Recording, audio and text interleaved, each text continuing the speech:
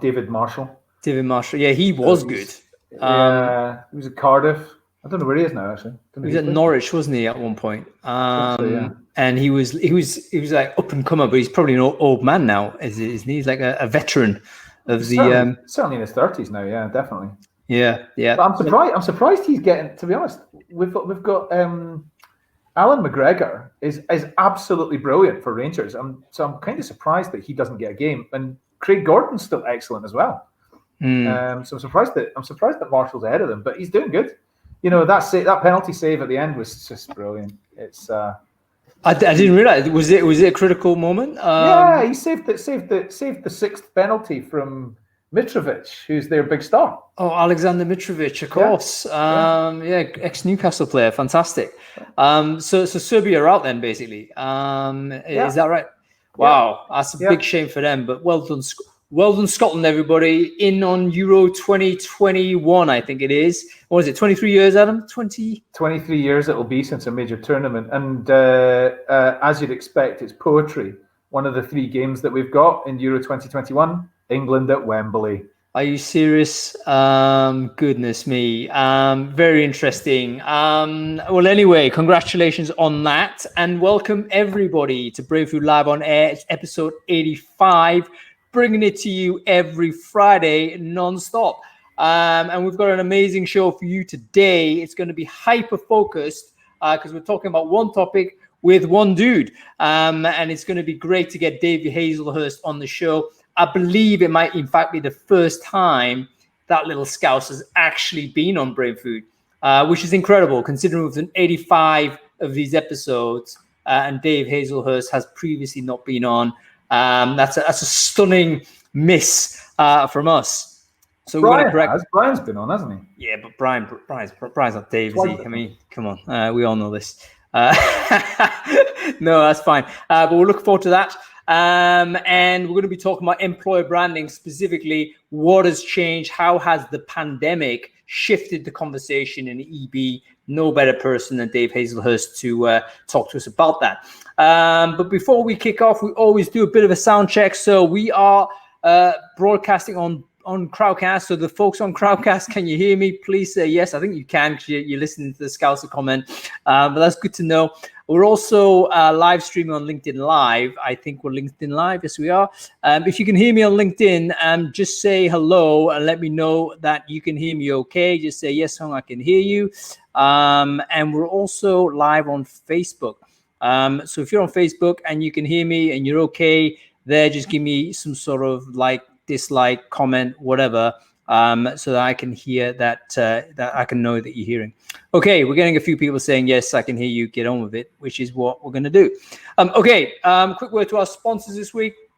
Our sponsors are VideoMyJob, VMJ, awesome, easy to use, team-based employer branding video app. It's basically a very simple way for you to get your team to produce branded content. Forget about Creative Studio, forget about getting people doing post-production and all this type of heavyweight overhead. You don't need it. You just download this app or you use the web app and you can produce branded content with Astons, with sort of placeholders, place names and logo and all the rest of it with VMJ, VideoMyJob. It's a super useful product. I'm going to share the link to the stream there. Go ahead and check them out. I believe they've got a free demo as well, or a free sort of trial type of deal. So make sure you check them out. Okay, let's kick off by talking about last week's Brainfood. Adam Gordon, welcome back to the show. Did you read the newsletter last week? And if you did, what was interesting, man? Yeah, I did. Full of great stuff. And so the first one I want to talk about is robotics, I think. So Xiaomi, is that how you pronounce it? The smartphone, yes, smartphone producer. I think it is pronounced that way. Xiaomi. Mm-hmm. Yeah. So their new factory is going to produce many millions of smartphones every year, and there is not going to be one human in the factory other than occasionally walking around to make sure the mechanics are all working properly. Yeah, amazing, absolutely amazing.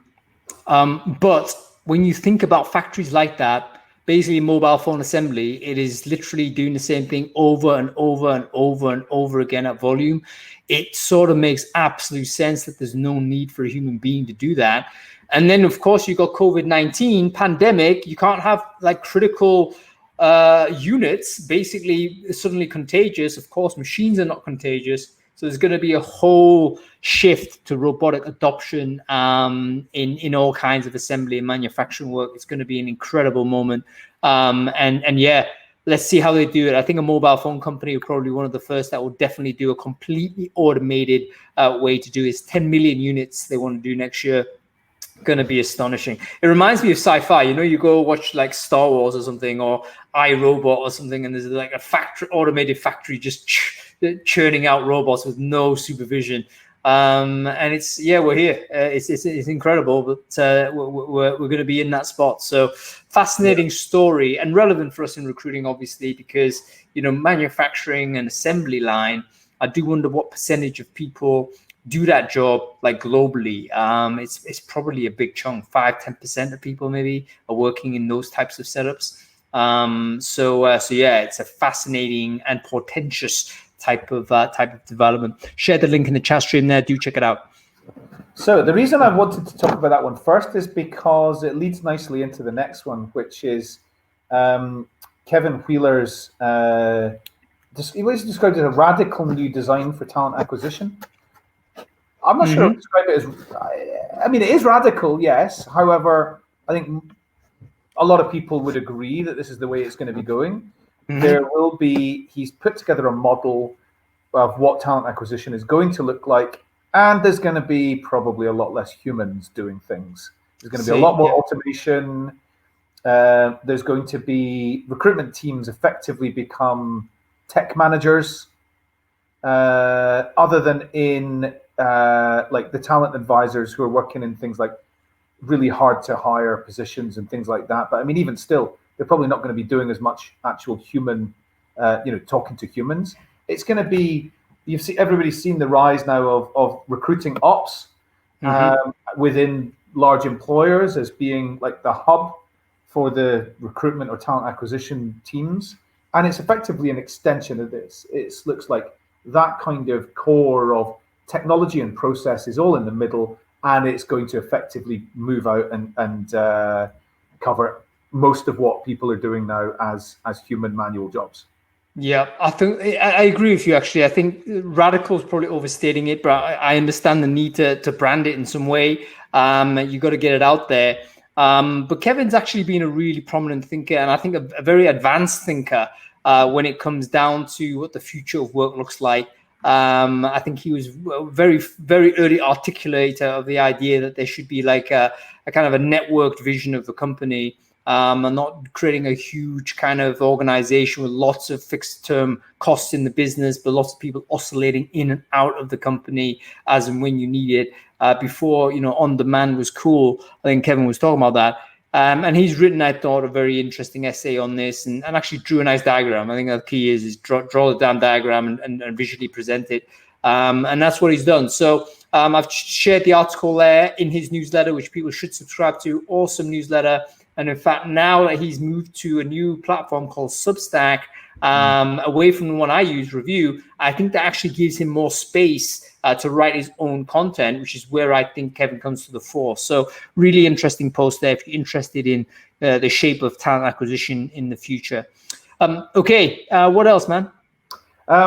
So I enjoyed a LinkedIn blog from Alistair Fraser, which was, it's almost a playbook for just do this. Yeah, and you can do your own salary benchmarking exercise. So it literally is do this, do this, do this, and do this, and then that's you. You'll have it done. It's not hugely scientific, but it's the kind of, this guy's proven, tested, do this, and you'll get what you need from salary benchmarking.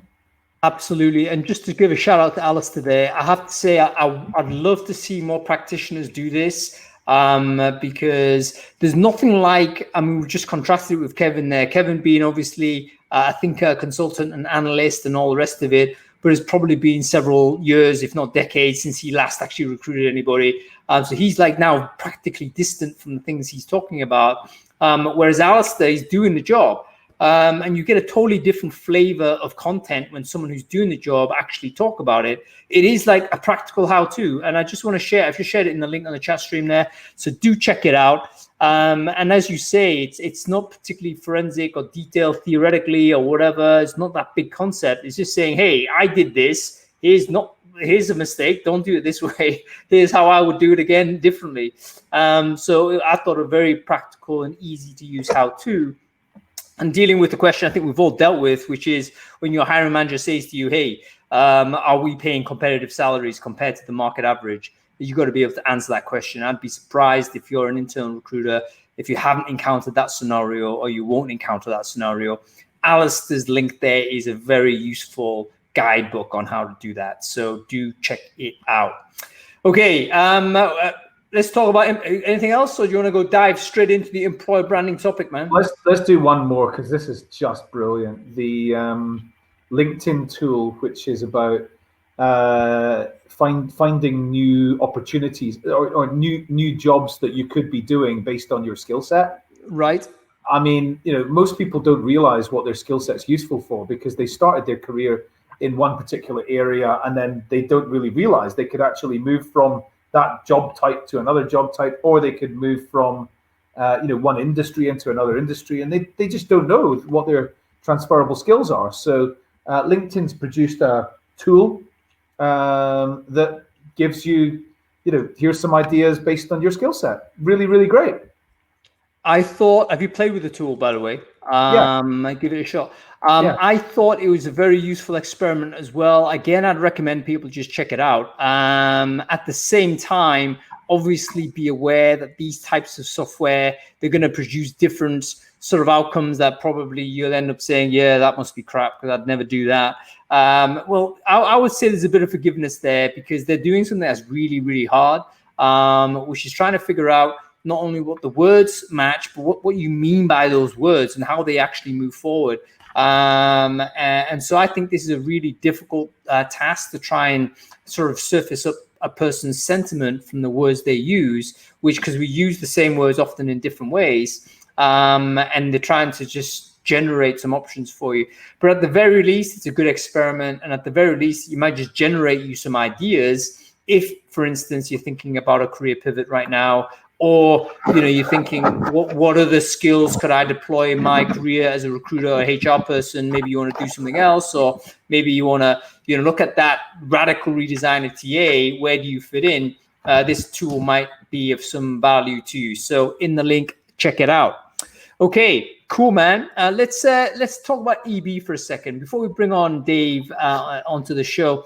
Let's talk about a little bit about what your thoughts are on this. I can't recall whether you're a skeptic of employer branding or whether you're an evangelist or whether you even have an opinion either way, Adam. But central premise was this: COVID-19 has obviously come in. It's been like a systemic thing, massive change on every aspect of our industry. Has it changed employer branding? If so, how? And if not, why not?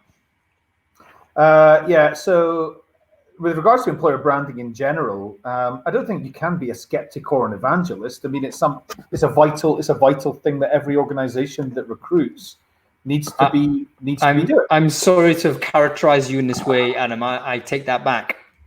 That's all right. It's a vital thing that everybody needs to be doing. However, it is, as a concept, it's massively overemphasized.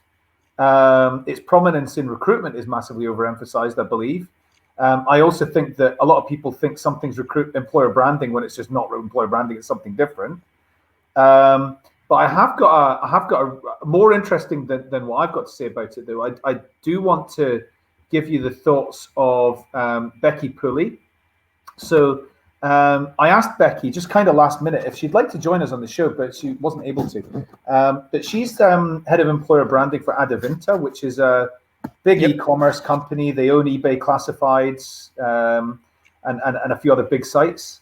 And let me just quickly quote exactly what she said. She said, "If your employer brand has to change because of the pandemic, it was never authentically what your company actually is. If your employer brand was authentic, the way your company has handled the pandemic should be a story that demonstrates it.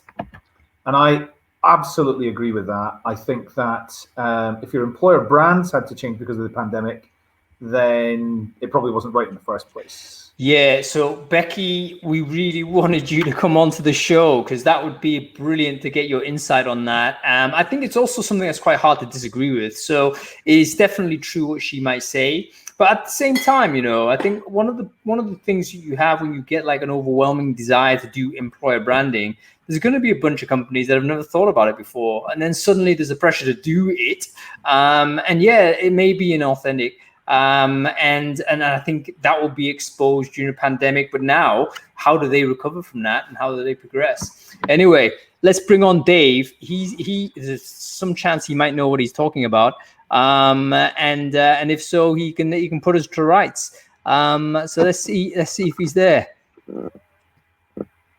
And one other thing I want to say about employer branding is this is more mature in Europe than it is in the United States.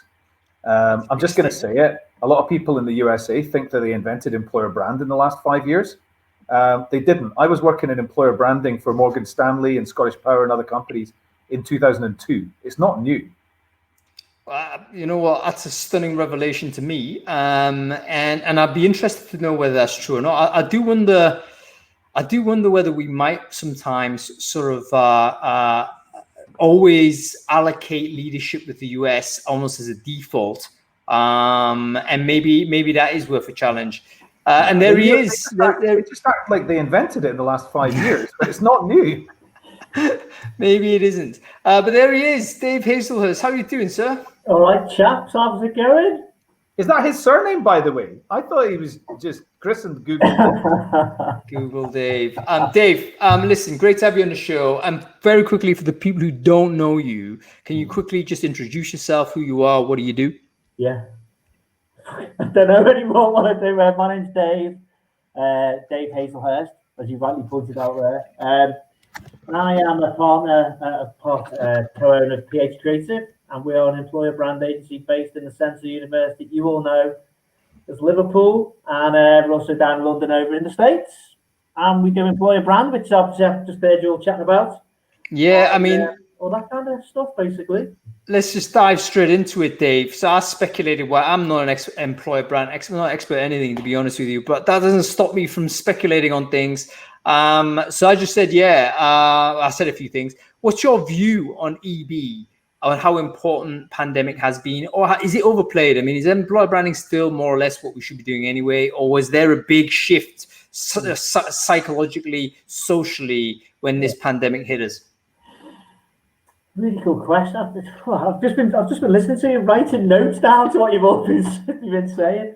I think first of all, I mean, clearly I'm going to say employer brand is obviously important. I'm not going to say anything different from that. But has it become more important during COVID? I got asked this as soon as COVID arrived and we started going into lockdown and, things were changing. We were getting asked this quite a lot. Some people were saying, does it really matter? Because we've got more important things to think about. Some people saying, well, it's just as important. And also then some people going, actually, it's more important than ever before. It's bleeding into other areas. And so, I think I think I've worked with Becky. We worked with Becky at BT. We did their employer brand for them. We still work with BT, actually. And if you take a very deep theoretical kind of look into the lens of what employer brand is, your employer brand is not words, logos, and pictures. It's how you make people feel through an experience. That's what branding is. So when you interact with a brand, be it online, offline, day to day, when you speak to people, when you go to work, whatever that might be, they are all moments that make you form feelings and opinions and stuff like this, basically. And deep inside of that, if you understand what that is and you can articulate that, that's like the true characteristics and personality of an organization. And to Becky's point, in adversity, true character comes out. And so the way companies are treating people, their employees and their customers, and the way that they respond is a true measure of who they are. So, if you look at it quite deeply like that, then actually, you know, what Becky's saying is right. And but there's probably a different argument to that. But if you play that idea through, the reputation of companies in COVID has been under the microscope massively by consumers. You know, especially when it first started. So how companies were treating people was all over the news. You know, it was real hot topics, and really probably for the not the first time, but quite in your face was the fact that Christ, how we're treating people is going to influence what people think about us as a company, as a consumer, full stop, the end. So you saw people like Wetherspoons get absolutely annihilated in the press for how they treated people. You know, then you see other companies that have done really well. So, you know, and that's quite deep, meaningful, kind of like, you know, you can see then how the lines between employer brand and consumer brand that actually through COVID have done this. So, you know, you can quite arguably say, you know what, it's probably more important than ever before. But then it's also about then, where is your employer brand being activated, or where do you need it to be more amplified or deployed? So, you know, typically when people talk about an employer brand, they think about the message and how are we seen externally to the external audience when it comes to attracting, and then the marketing of that messaging through various channels. You know what Adam does, you know, in the whole nurturing and building relationships with people in a marketing speak, so to speak, using employer brand for that. But one of the differences in our space is like it can be deployed into the candidate experience, into the onboarding experience, into the employee experience, and after they've gone. And that's where there's more layers to it than a consumer. Like consumer marketing, you might bring them in and you might nurture them, you might look at lifetime value of a customer. I don't think we look at anywhere near the opportunities around lifetime value of an employee or a customer, or when they've left us. You know, that's a concept that doesn't really go on, really. It does in Adam's world a bit, and I think their tech helps that. But as a thought, I remember speaking about this in 2015 at LinkedIn. I was like, what is the lifetime value of a candidate? How do we get to that kind of thing? Because they become an employee and they leave us, advocacy, all that kind of stuff. So it's all over there. But what we have seen through COVID, coming back to your question there, Hung, is the seismic shifts of where people are looking to focus their employer brand. So as an example of this, and I won't say who it is, we work with a retailer, like high-end retailer, you know, global reputation. And straight away, the person that looks after their employer brand phoned me up, was like, oh my God, I'm now handling, they've given me internal comms, they want me to do something. They need us to help us communicate and stay connected and a sense of belonging, and what do we do? And it was suddenly, the employer brand people were suddenly like, you've got to now really make sure we stay connected internally. And that was just like, suddenly I could start to see, oh my God, you know, there's a big shift there in terms of what are we doing with our employer brand internally, remote working, connecting people, L&D, performance, and all this kind of stuff. And what we're seeing is employer brand, internal mobility, discoverability of that talent fluidity, all that has suddenly become bigger on the redeployment of talent. You know, how can somebody in America be spotted for a project on the other side of the globe easily internally for the company? Now, tech supports that, comms supports that, and the employer brand supports that kind of thing. And what's happened through COVID is we've seen this, like we've really seen this, unless you're in a position in your maturity of employer brand and activation where, say in tech, we've had clients in the tech space that have doubled down in attraction activity externally in employer brand, because it's never been cheaper before than to acquire a lead, so to speak, because paid media costs have gone down, the less competition, people pull back. So the time, if you're in the tech, we've had one client in particular that has doubled down on activity in Krakow, Madrid, Dublin, and San Diego, because they're building the community to make friends before they meet them. You know, so it's really interesting. I know I've gone off a little bit there, but it's. Let me step in, Dave, because you have gone off. You've gone off in great directions, and I want to explore them both. Like the first thing you mentioned that was super interesting was that there's this like pivot from external to internal. Suddenly, employer brand previously was very much about talent acquisition, right? Yeah. Very much about let's we've got to have a front of house type of experience. The communication we're getting is to the people who we want to hire. Yeah. Come COVID, suddenly we need to get employee engagement. We need to think about connecting remote staff that are suddenly distributed everywhere, and we have basically a whole new responsibility that previously, I guess, was dealt with by marketing, I guess, and suddenly EBTA is responsible for it. So that's a super interesting development, which bleeds into internal mobility. I love the term talent fluidity as well. That's exactly right. So all of these other things about how do you reconfigure your internal resources to fill the skills gaps that you need. And then the second thing you talked about, which I thought was again super interesting, about the opportunity to build communities, which is so difficult to do. Now is the time to do it if you can see beyond this COVID problem or this COVID moment. You can make friends before you need them. That's exactly the only way you can actually build community. Because if you make demands as soon as you've connected with somebody, they're going to switch off. You need to have that long form experience. Those two things are worth sort of talking about, Dave. So let's do the first one about internal comms. Which companies have you seen have performed well in that shift? Because it's a new responsibility, new things you've got to do. What companies have done a decent job of this? Or if you can't name names, how have they done it well? So I think before COVID, I mean, I might name names. I'll start talking to you. I don't really. When we do an employer brand, right, we bring in various stakeholders from different departments. And I think the smart companies, the more openly minded, the more progressive in how they think about this, they would start to bring internal comms into the party already. But then there were other companies that when it switched on, and suddenly it's like, basically, shit, we need to do something about this because all of a sudden the world's changed. And I'll play out this conversation I had with this retailer and some of the challenges that they faced. And the first thing she said to me, she was like, can you help us? We need to do something that keeps us connected. We need almost, think of it as an internal marketing campaign to connect with people that can be automated, but can also feel personalized. So something like, Candidate ID would be perfect platform to do this, right? But then she's like, what should we be talking about? Well, the ingredients. Well, the ingredients are within the employer brand and who you are. And the trick is to capture the moments of these people and what they're doing. So anyway, the first thing was she had too many tech platforms. Not a huge company. She's going, I don't even know where to place the messaging and I was like, you've got spaghetti junction in terms of tech. It's not working together. It's a bit of a mess.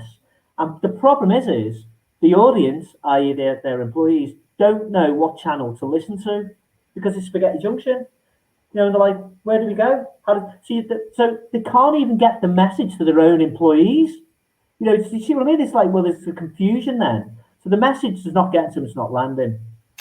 So just quick interruption there. So basically you need to commit to a certain channel then, because otherwise you can't just distribute it everywhere. You've got to be one thing, choose it, stick to it. Yeah. Everyone will then know this is where I want to hear the updates from the company. Absolutely, mate. So if you take people now working at home, right? We've all got our laptops on. We've probably got 2 screens. We've probably got email. We've probably got our social channels. We've got our LinkedIn. We're probably in Slack or Workplace or Google Chat or something else chat. You've still got your phone buzzing there. I mean, it's like Star Trek Enterprise or something. There's things going off everywhere. Everything's a distraction. And as humans, we screen it all out. We start to screen it out. It's known as the critical faculty. It's the bullshit monitor. We get sick of it, right?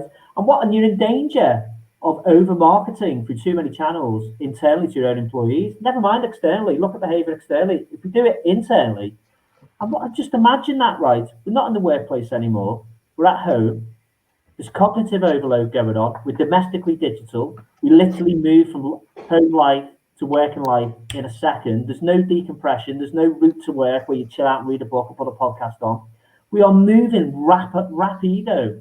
And then suddenly, you need to be able to communicate at the right place, at the right time, the right message to your employees. And that's an important thing. Now, let me tell you about what happened with us, with internal comms. You can imagine like we're an agency, there's 60 of us, we move at 1 million miles an hour, and we were playing with a couple of channels.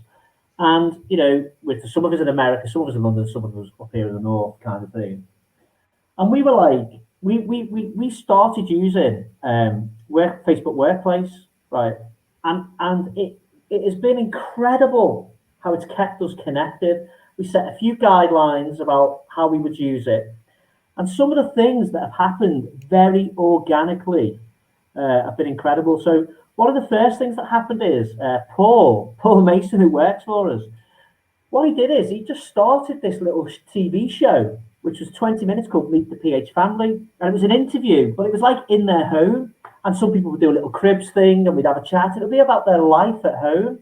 And it is all, I'm getting goosebumps talking about it. It's been brilliant, right? Because it's kept people connected. And it's now part of our onboarding process. You know, we've had several people join us through the pandemic. And it's been brilliant. So we did that. That was one thing.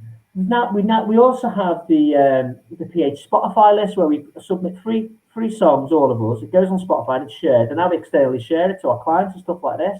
Again, it's kept us connected, and it's just simple things like that, but it's in one place. And that's been a critical point for us. And what was great was, because Workplace is Facebook platform, it's familiar. We don't have to go and relearn it. We're not having to change our habits. I've got to say, it has been fantastic for us. Dave, that's going on. I was just going to say this is a challenge that I'm glad to hear a good solution, and I agree with you entirely. When I worked at PwC 2004 till 2007, I was a consultant working with companies around the way that they were communicating with their employees, and we would audit it and provide recommendations. And the recommendations were always identical: cut out the amount of channels, cut out the amount of volume. Stop with the inconsistency of messages, cut out with all the different content formats, and everybody was just getting absolutely bombarded.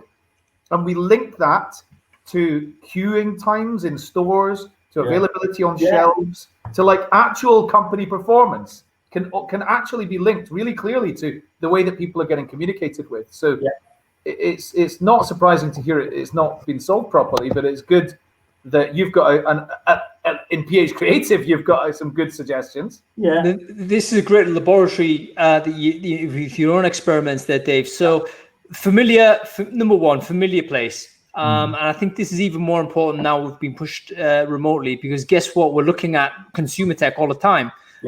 So it might make sense, if you want to create an internal space, to think about consumer tech as the place to do it, rather than, oh, we've got this new amazing platform that does everything. But you know what?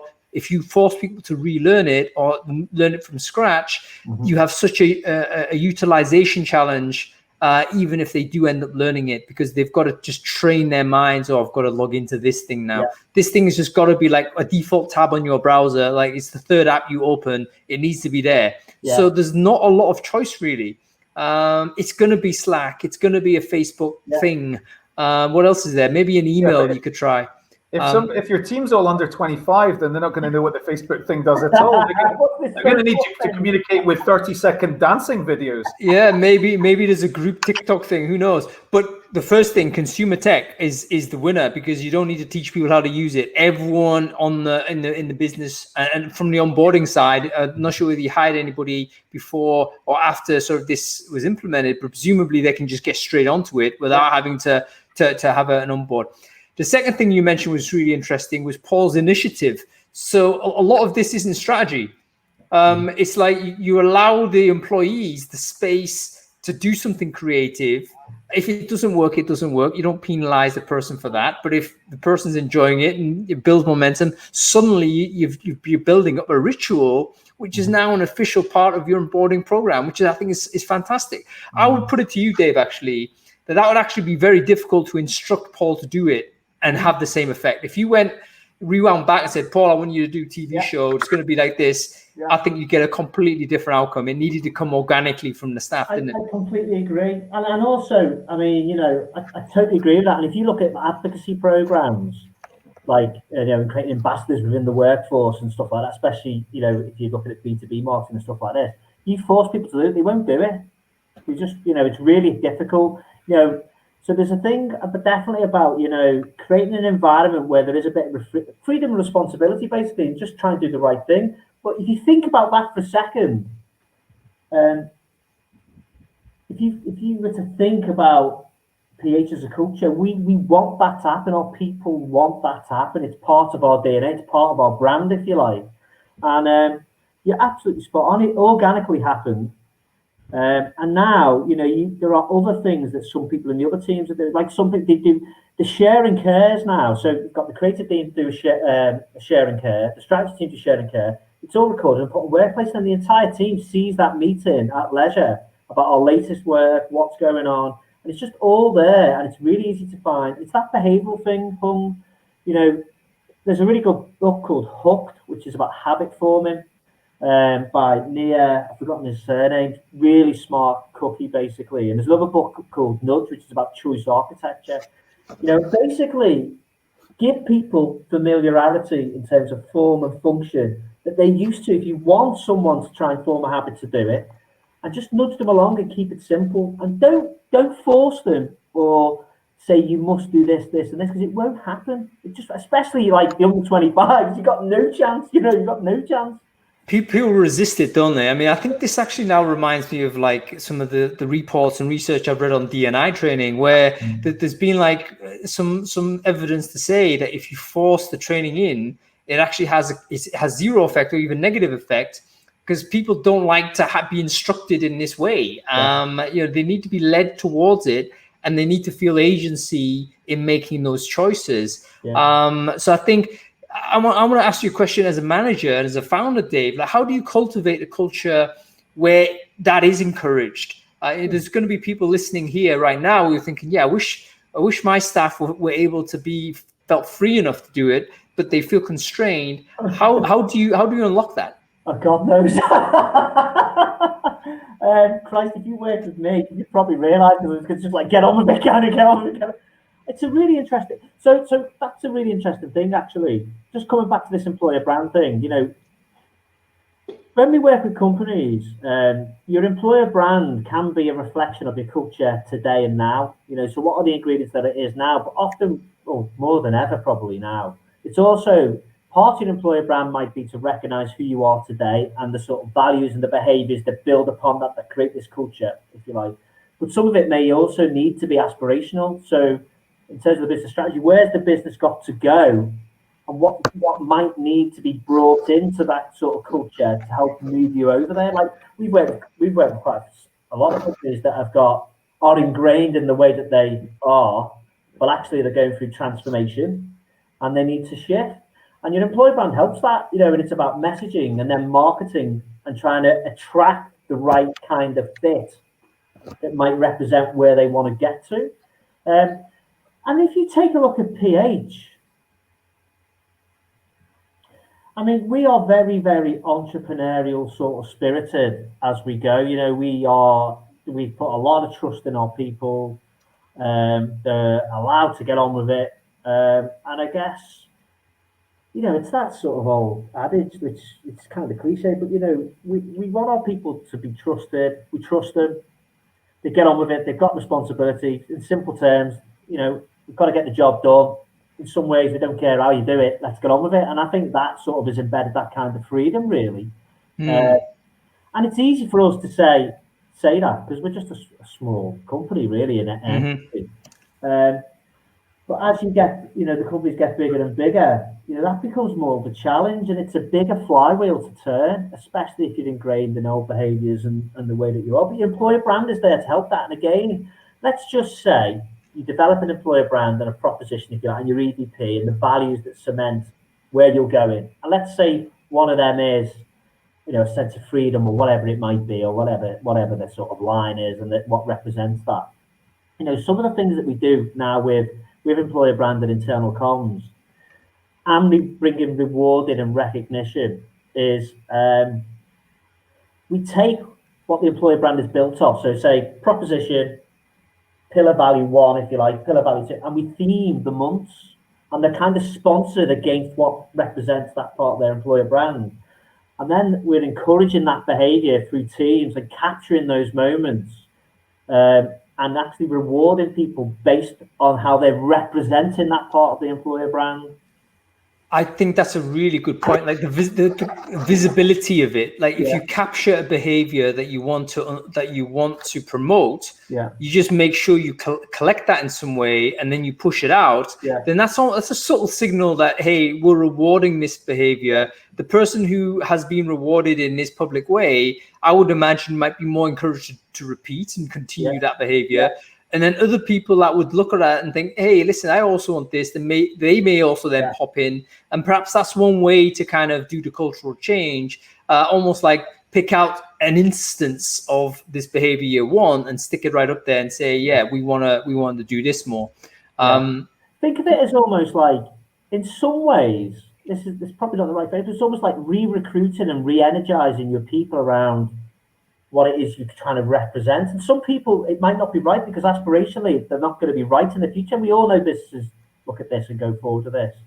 But what you're doing is you're bringing your employer brand, your internal comms, and your reward and recognition together to help support what you want to do. And actually what you're doing is you're capturing moments of that recognizes the behaviors that are representing who you are and who you may want to become. But you can use that for external marketing as well. So you can turn that into stories as well. So we're doing what we call in a lot of inside out at the moment. You know, and it's kind of a phrase, but it's not storytelling, it's story doing. It's doing those things, and we're turning it outside. Let's dive a bit deeper in that. Go ahead, Adam. You say. Yeah, I've been wondering this for like more than 10 years. I've wondered, why are the people responsible for employer branding not the same people who are responsible for employee engagement? Yeah. This year, I've talked to lots of employer branding people who, Holland McHugh, a good example at Delta Airlines, who has spent a lot of this year working on internal communications and employee engagement. And quite a lot of people have done that. Why has it taken till now for so many people to kind of get involved in the two different areas? Because they're not. It should be one thing, should it not? And why has this not been happening?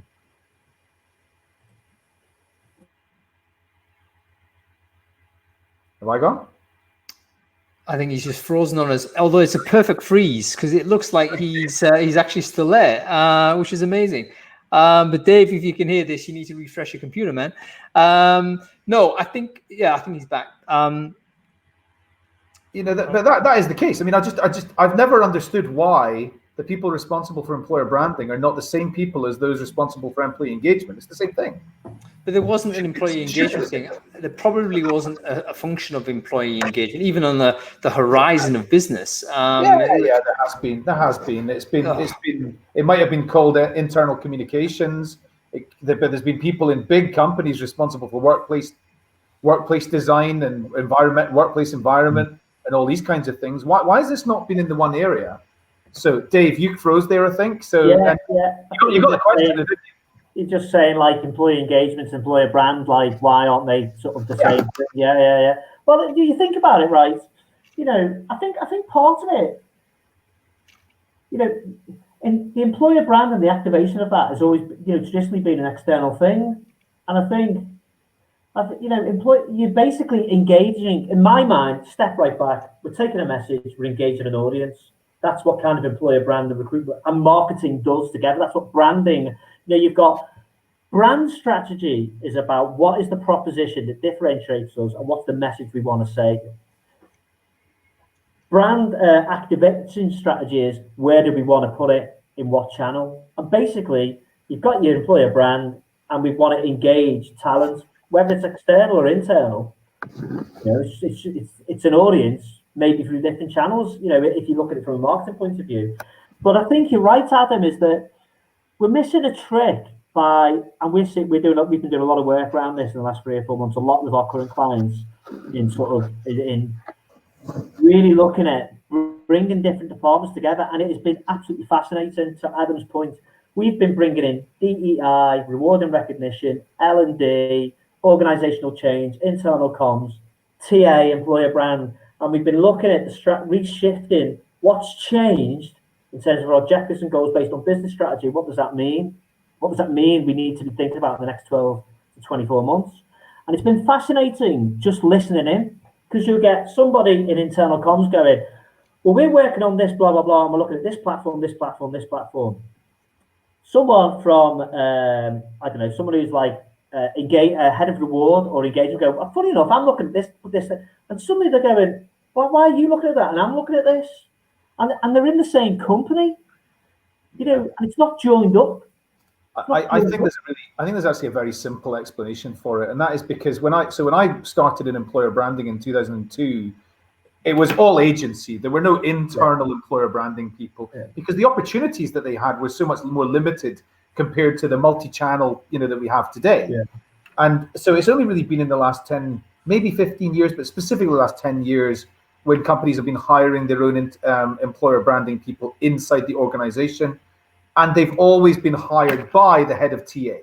Yeah. They should really have been hired as a standalone area. Employer branding should have been hired as part of the HR area, not reporting to TA, but they nearly always report to TA. And I think that's been the problem. Yeah. It's interesting, isn't it? Because, you just play that through.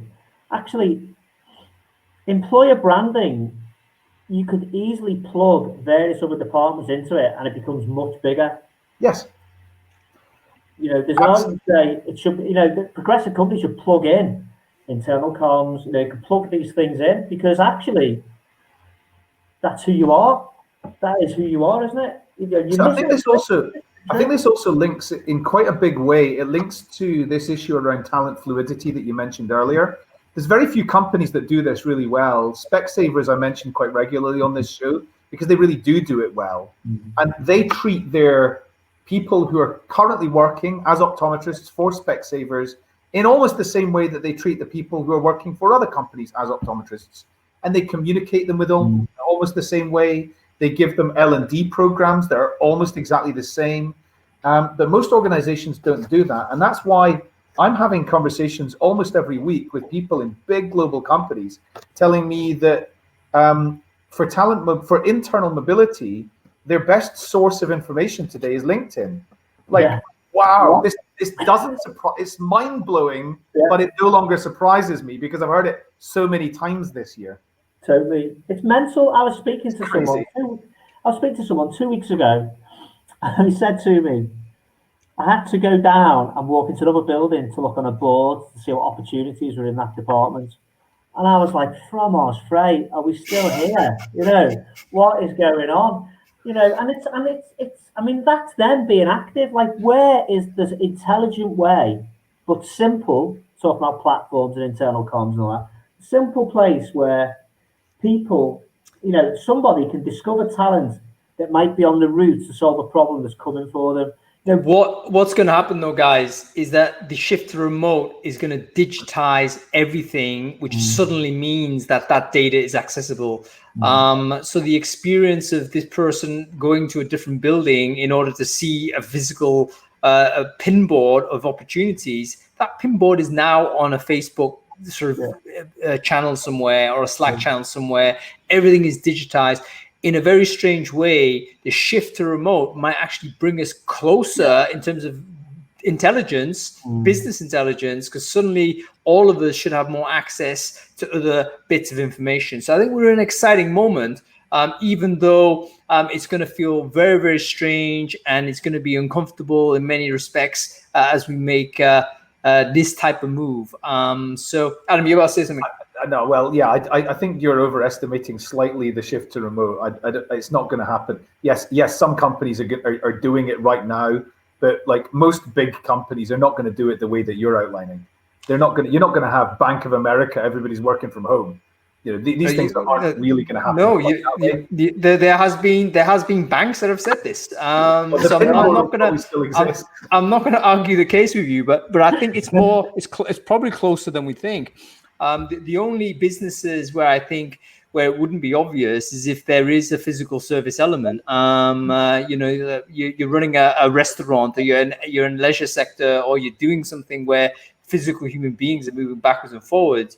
But if you're doing something digitally, I do wonder whether we might be The forces dragging us there are very, very powerful. Yeah, the only thing that will stop us, I think, is going to be government legislation. But that's another topic for another thing. All right, listen, I don't want to bleed any more of Dave's time because we've got loads. I just want to say to the crowd, if you have any questions for Dave, please do ask them in the Ask a Question section at the bottom. We've already got 3 there. We're going to go to them in a minute. But that's the place where you want to ask the questions so we can go and get to them. Dave, I want to talk to you very quickly about a concept you mentioned about 10 minutes ago, this idea of inside out. And I think I know where you're coming from with this, but I love it and I want to explore it a little bit more. Can you describe what this means to the folks who are listening right now?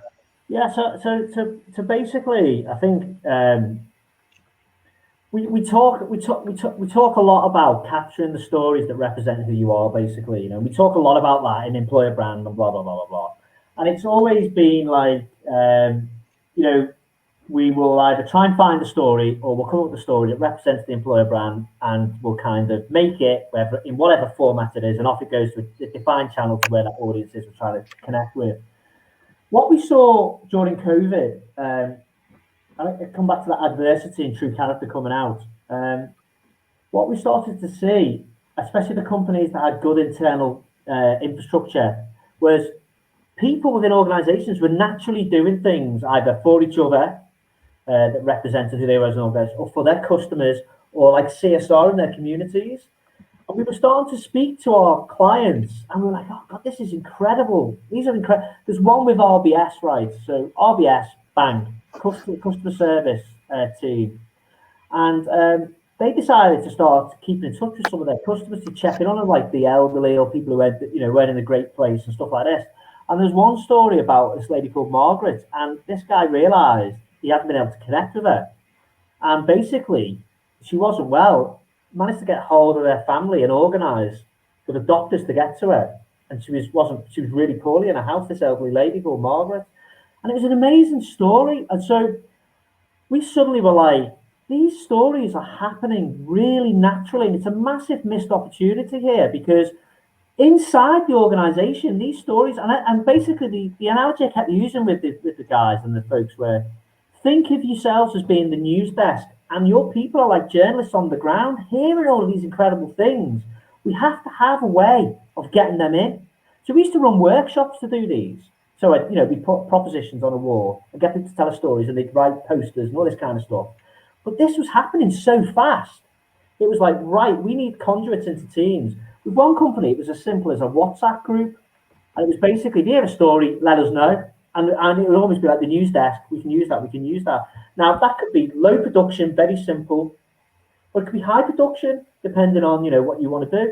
So what happened is we started creating these stories that were inside, representing their employer brand, the characteristics, but we then were using them externally and amplifying them to the relevant audience, because it would, you know, bring attention to them, basically, you know, and get them to connect. And that's what the principle is, and it's happening like this. So your organizations are more transparent than they ever have been, and Glassdoor really helped to kick all this off. But you know, if everybody can see what it's actually like to work at Ocado, you may as well just make it as transparent as possible. Open the door even further, but push forward the bits that you really want to amplify. Yeah, and I think it's truth builds trust. You know, I mean, we've said that. I almost don't like the word authentic, because everybody says authentic. It's like almost now not authentic. You know, it's that classic thing again with marketeers ruin everything. But absolutely let people in. I mean, you've got to also not be afraid of vulnerability and the harsh realities of what your organization's like, because you want to bring people in who are up for that and know what it's like. And I think, you know, some of the stories and the realism has been unbelievable, some of the stuff that we've seen from companies you just wouldn't expect as well. And again, if you think about now, people are linking you and forming an opinion of you as a customer as well, because the way you're treating people, these things can be really powerful. I mean, in COVID, we suddenly saw, especially banks went mad on Zoom ads, but it was their people talking about their brand. You know, and so these lines are blurring. But to your point, Adam, absolutely, don't be afraid to let people look inside. Look at Netflix. If you look at what's entertaining on factual entertainment is one of the stickiest types of content and formats at the moment.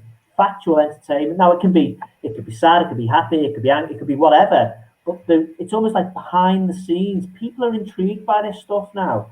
And actually, what's happening is factual entertainment is happening. It's fact. It's entertaining on different levels of emotion. It's the truth. Yep.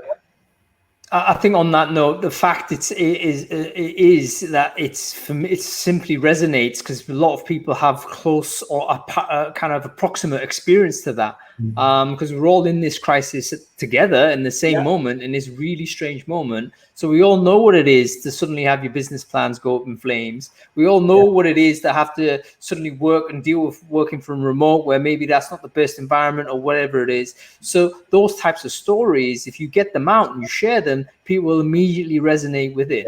So the inside out, I think, is a really good concept to hold in your mind because it basically can help solve, I think, some of the creativity crisis that I think we sometimes use as an excuse not to do anything creative because we think it's an artistic exercise, but it's not art. It is recording reality and making sure people see it. Yeah, absolutely. And do you know what's interesting? I was chatting about how early on, I was talking about how the world started to collaborate and there's a bit more kindness between people. In some ways there is, but you definitely look at the John Lewis advert for Christmas. I don't know if you've seen it come out today. It's all about almost like the kindness that's happening and how you can pass it on. And we've seen some of that. I love the way we've seen some of the companies collaborate to solve the problem of COVID, and look at now the vaccine is nearly here, hopefully, thank God. What could we actually achieve if we operated like that against other challenges that the world faces? I mean, that's kind of a big thing, but why can't we? Yeah, agreed. Well, you know what, Dave? That's a really powerful thing to say because we've taught ourselves that we can do this collaboration, but let's not, as you say, have a crisis do it. We know we can mobilize those resources.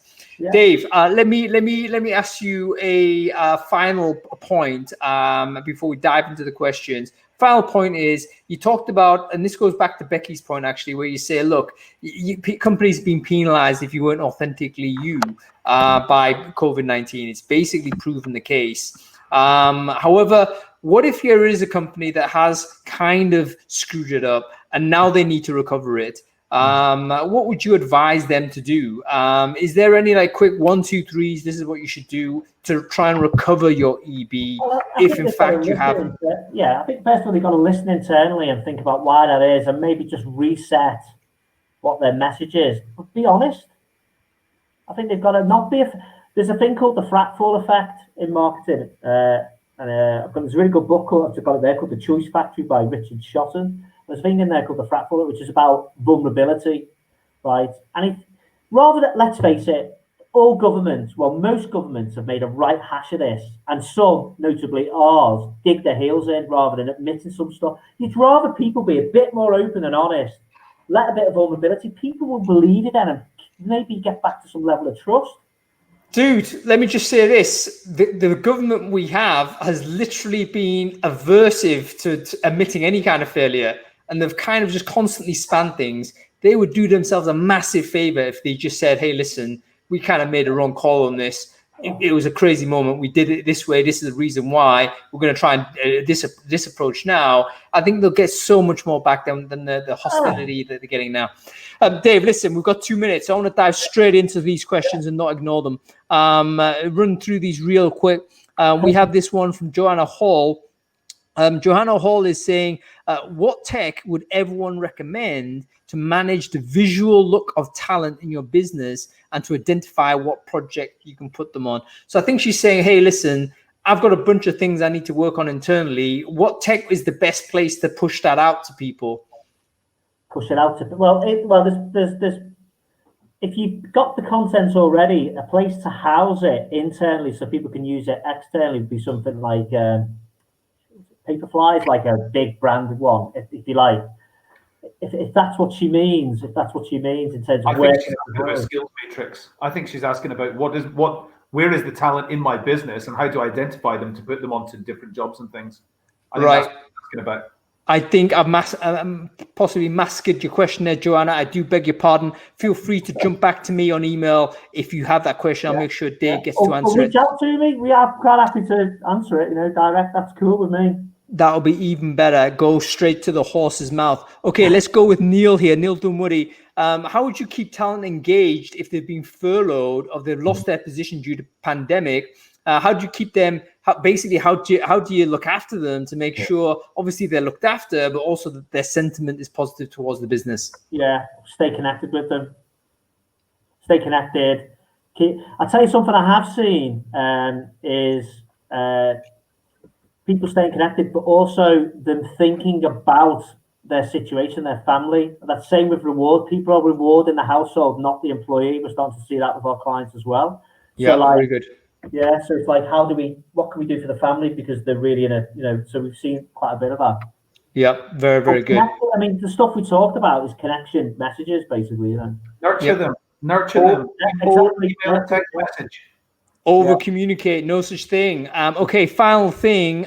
This is from Paulina. Paulina saying, who should EB specialists report to? Just one word answer, both you and Adam, please. Go on, Adam. Chief People Officer. Yeah. How about you, Dave? I would say same, yeah? CPO. That's the person they should report to. Okay, that's great. Okay, everybody, that's it. Dave Hazlehurst, thank you very much for joining us. It's been an amazing. That's what I've just learned from Dave. I know, it's been amazing. I just want to say, I need to give a talk to a company in about 2 weeks. I'm going to basically steal a lot of things you say. I may or may not give you credit. But you know what I mean? That's how it is.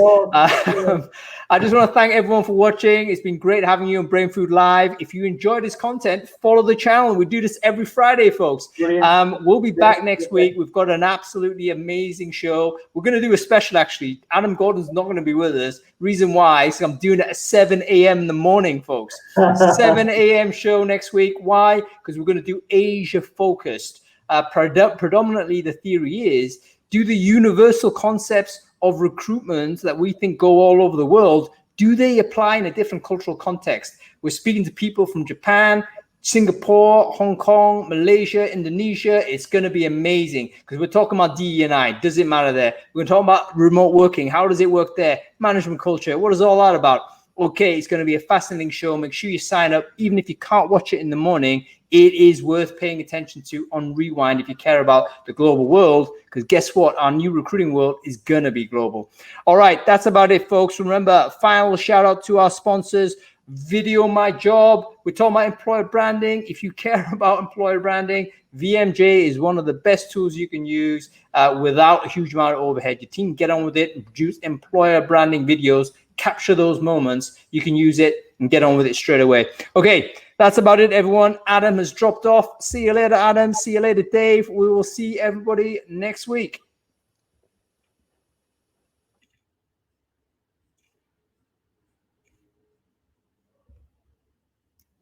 Just about on time as well. Boom.